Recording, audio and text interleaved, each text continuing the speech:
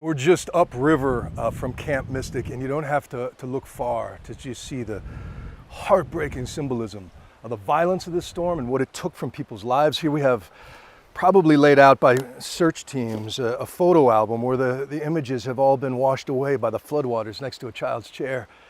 And then framing it above, look at the canoe bent around that tree, a good 30, 40 feet in the air.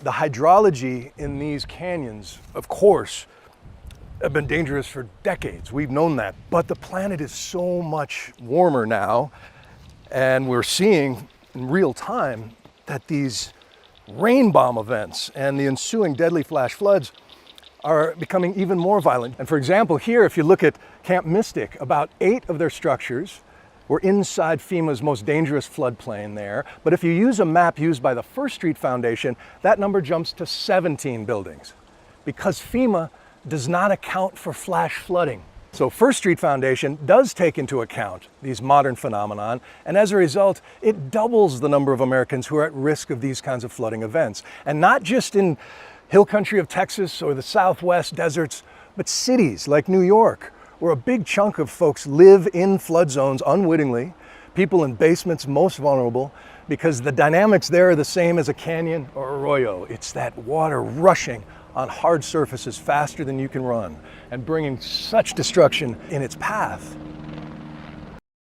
Catastrophic flooding in Rio Doce, moving cars and homes, leaving behind used boots and memories and picture frames. Got so full in the river that it started traveling backwards. Arturo Olivas and his family capturing these videos showing debris floating down the river, watching from afar and eventually deciding to leave their home for higher ground. So it was just like a whirlpool. Still trying to survey the damage 2 days later. We're kind of staying here and there, and it's been chaotic. And Arturo's daughter's house just next door. This is their house, and that's the light pole for this house. The family bringing boxes, hoping to salvage anything they can. And even after their personal devastation, the lives of those killed in the floods, including the small children, weighing heavy here. I could only imagine the last seconds of their life, how scared they were not to have their parents. In Rio Doce, Aaliyah Chavez, KOAT Action 7 News. You know, the power of water is pretty amazing, but still, I can't fathom it. What was once a narrow, beautiful pond in front of Philip Young's home is now a cliff with no safe way of getting across. A couple of friends are visiting him from Florida. What was supposed to be a one-night stay turned into a different adventure. The water washed over the driveway and just pushed all the trees and everything, and it just uprooted. This is what happened. It was pretty shocking when I walked around here for the first time. Although you'll see Young in our interview, it could only be done through the phone and our Zoom lens due to safety. Young says conditions on Wednesday looked normal at first. Then into the night, water started rushing in a way he's never seen before. We had a lot of rain, obviously. This beautiful pond was fed by 2 creeks on either side of my house. And the water, it was like, I've never seen anything like it, the amount of water that's come through here. And it just overwhelmed my drain system and flowed over the driveway and just ended up collapsing this part of the dam. It's, I never fathomed, or it was a little overwhelming to look at because I just really couldn't comprehend what I was looking at. Just 30 minutes later, all the water was gone, but so was his road. Into the pond, I thought it looked like there was just debris in there. I didn't know that it had completely drained until I walked around here and saw what I saw here. On the path, one lone duck looked pretty confused to see his home dried up and ruined. Young says in the 24 years he's lived there, the extent of the flood damage was something he was not expecting. You could have a little washout. This never crossed my mind. Something as catastrophic as this is never, ever crossed. This reminds me of the pictures I saw up in the mountains.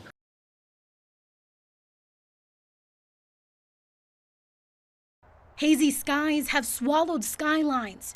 As Canadian wildfire smoke blankets the state, the air quality has dropped into the unhealthy range in the metro until Monday. There will be patients coming to the ER. There will be patients coming to urgent cares because of the weather and the air quality. Dr. Andrew Steen is especially concerned about the most vulnerable. People with asthma or COPD who happen to need to go outside or choose to go outside, it's going to be a very bad weekend. Young athletes are also most at risk, and parents need to look out for specific symptoms. You notice that your kid is slower than normal or seems to be coughing more than normal. That might be their signs that they're having a problem. For many Minnesotans, the impact already being felt. Inhaler, oh. Dr. Chang Lo says pharmacies see a spike every time the air quality tanks. More people coming in for inhalers, probably eye drops, dry eyes. I've been seeing a lot of dry eyes in the last few days. Utilizing over-the-counter medication. Loratadine or Claritin, these are kind of my top go-tos. And knowing when to take it easy is your best bet. An ounce of prevention is worth a pound of cure. And so the best thing to do for susceptible people this weekend is to avoid the outdoors. Heavy rain Sunday pummeling parts of central Texas, already reeling from last week's catastrophic flooding.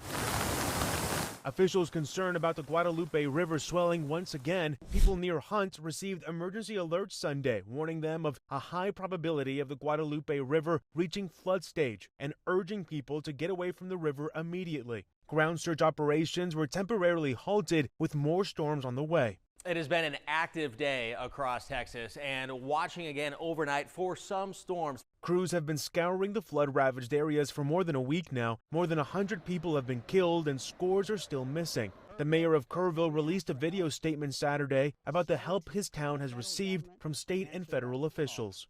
They showed up in force, and they've been here every day since, working 24/7. His comments come amid backlash over the Federal Emergency Management Agency's response. While search and rescue crews from around the country immediately rushed to help, FEMA did not arrive until Monday evening, days after any victims had been found alive. There's also many questions about the state's flood preparedness and a lack of immediate alerts notifying residents about the floods. Some Texas leaders are demanding answers. We can't just allow girls to drown in the middle of the night. We have to make sure we protect everyone.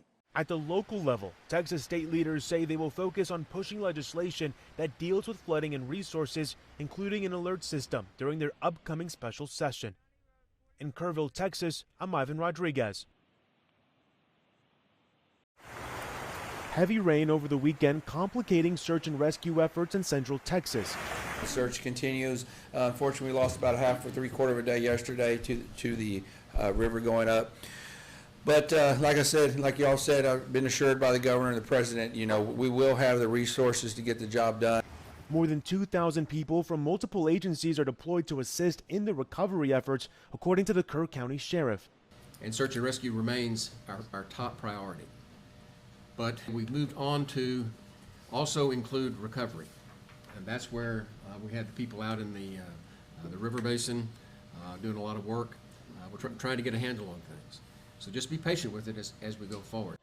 As the community grapples with the July 4th flooding that killed more than 130 people, including 27 campers and counselors at Camp Mystic in Hunt, Texas, messages of appreciation and concerns over rebuilding continue. I would love to have the ability to understand where businesses can look for assistance. Ourselves, we lost several $1 million in this disaster, as well as everybody else.